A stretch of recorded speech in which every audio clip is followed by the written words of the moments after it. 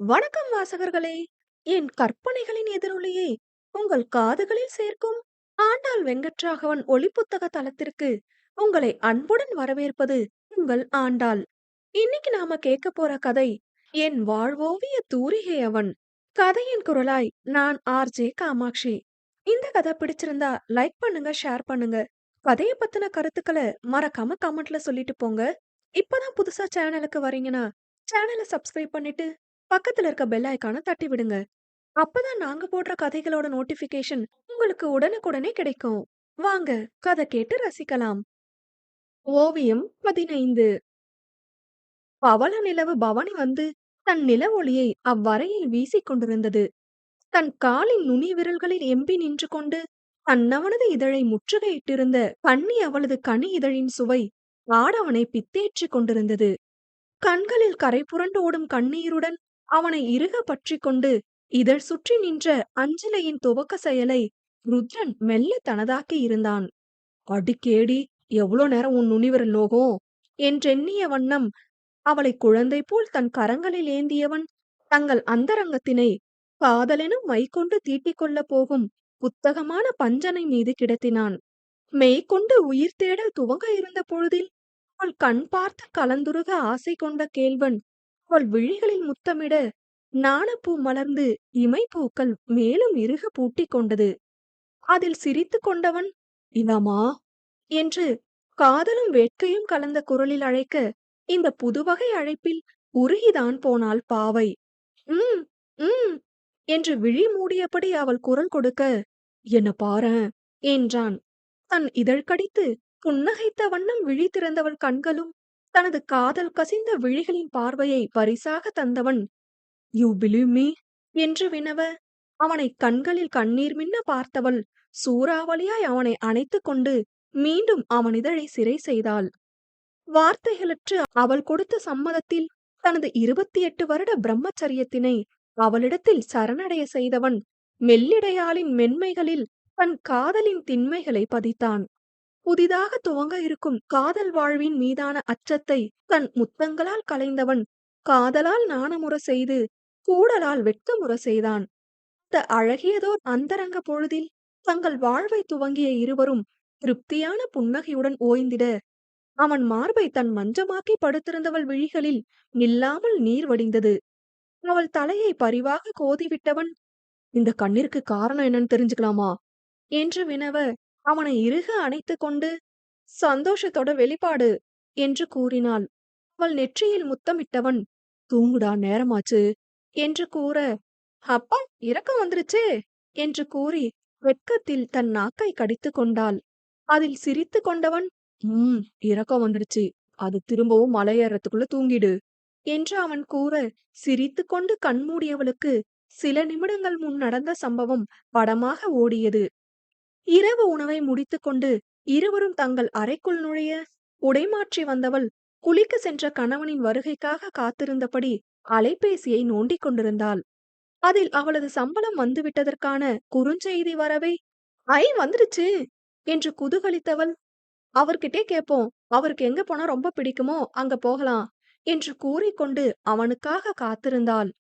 குளித்து முடித்து வந்தவன், என்னடா தூங்கலியா என்க அவனிடம் வந்தவள், ஏங்க உங்களுக்கு எங்க போக ரொம்ப பிடிக்கும், என்ன வாங்க ஆசை என்று வினவ, அவளை புரியாது பார்த்தவன், என்னம்மா கேக்குற, உடம்பெல்லாம் ஓகே ஆகி 2 நாள் ஆயிடுச்சே, இன்னும் உனக்கு தெரியலையா என்ன என்று கேலியாக வினவ, ஏங்க கலாய்க்காம சொல்லுங்க என்றாள்.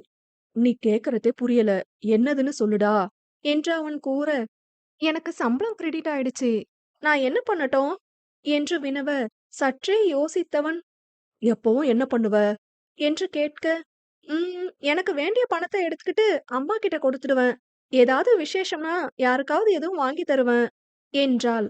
சற்றும் யோசிக்காது, உனக்கு தேவைன்னு நீ நினைக்கிற அளவு எடுத்துக்கிட்டு மீதத்தை எப்பவும் போல அம்மாக்கு அனுப்பிடு என்று அவன் கூற, முதலில் அவளால் அதை கிரகிக்க இயலவில்லை.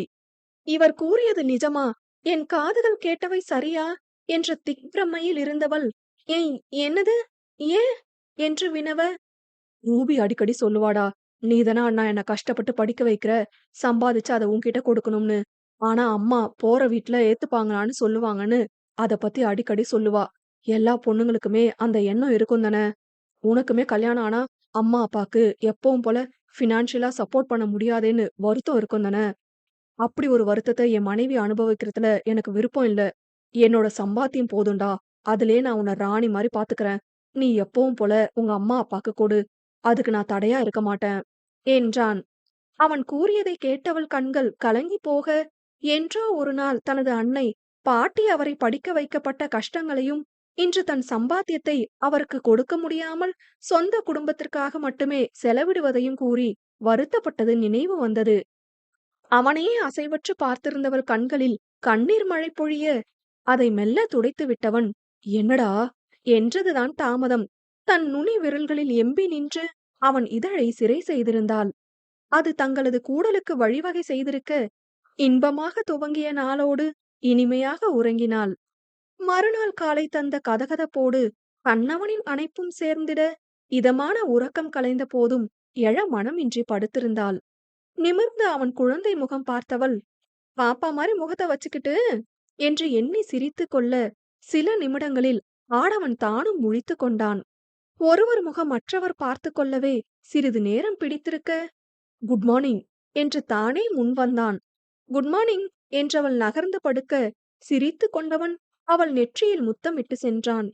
இருவரும் தங்கள் காலை பணிகளை முடித்து தயாராகி வர, முதல் கூடல் கொடுத்த உரிமையை வென்ற நாணம் அன்று அவனிடமிருந்து அவளை சற்று விலகிதான் இருக்க வைத்தது. தானும் அதை புரிந்து கொண்டு அவளுக்கு இடைவெளி கொடுத்தவன் காலை உணவை முடிக்க, சாய் வந்ததும் எப்போதும் போல் அவனுக்கு கண்ணசைவில் கூறிவிட்டு புறப்பட்டாள்.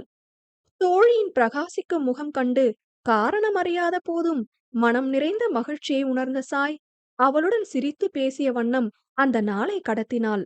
வேலை முடித்து வீடு திரும்புகையில் சாயையும் கூட்டிக் கொண்டு தன் தாய் வீட்டிற்கு சென்றவள், "அம்மா" என்றபடி உள்ளே செல்ல, "ஏ அஞ்சு வா, மதியத்திலிருந்து ஃபோன் போடுறேன் எடுக்கவே இல்ல" என்று காயத்ரி வந்தார். "நீங்க எதுக்குமா இந்த நாய்க்கு ஃபோன் அடிச்சீங்க?" என்றபடி சாய் அமர, "சம்பள பணத்தை எப்பவும் போல என் அக்கவுண்ட்க்கு அனுப்பிட்டாடா. கல்யாணம் ஆகி இத்தனை நாள் ஆச்சு. இன்னும் கல்யாணம் ஆன நினைப்பே இந்த பொண்ணுக்கு இல்ல போல" என்றார். அதில் சிரித்துக் கொண்ட அஞ்சு, "அம்மா அம்மா மறக்கலாம் இல்ல, தெரிஞ்சுதான் அனுப்புனேன்" என்று கூற, "என்ன அஞ்சுமா சொல்ற? உனக்கு கல்யாணம் ஆயிடுச்சு. உனக்குன்னு ஒரு குடும்பம் இருக்கு. இப்ப எனக்கு எதுக்கு பணம் அனுப்புற? மாப்பிள்ளை வீட்ல ஏதாவது நினைச்சுக்க போறாங்க" என்று காயு கேட்க, "அம்மா அவருதாம்மா அனுப்ப சொன்னாரு" என்று புன்னகையுடன் அவள் கூற, காயுவும் சாயும் புரியாது விழித்தனர். "நான் மாச சம்பளம் வந்ததும் அவர்கிட்ட சொன்னேன். ஏதாவது வாங்கி தரலாம்னு கேட்டேன். எப்பவும் என்ன செய்வேன்னு கேட்டாரு. எனக்கு வேண்டியதை எடுத்துக்கிட்டு அம்மா கிட்ட தந்துடுவேன். அதுக்கு மேல வேணும்னா அவங்க கிட்ட கேட்டு வாங்கிப்பேன்னு சொன்னேன். இப்பவும் அதையே பண்ணுன்னு சொன்னாங்க.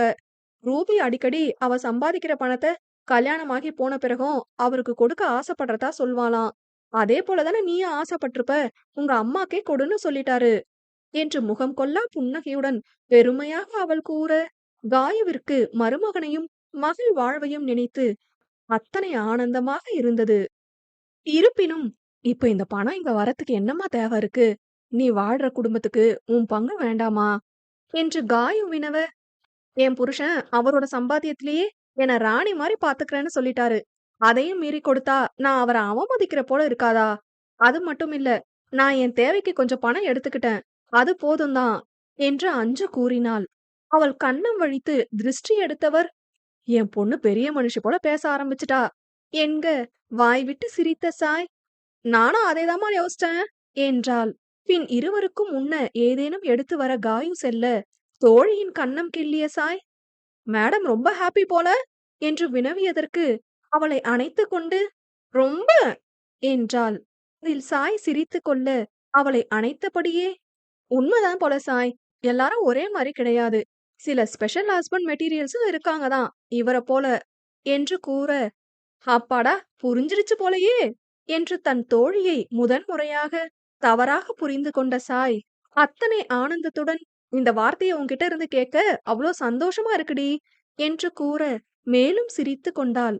இப்படியும் கணவர் அமையும் என்றுதான் நம்பினாளே தவிர, வருடங்கள் கடந்த பின்னும் இது நிலைக்கும் என்று அவளது நம்பிக்கை இன்னும் இல்லாமலே இருந்தது.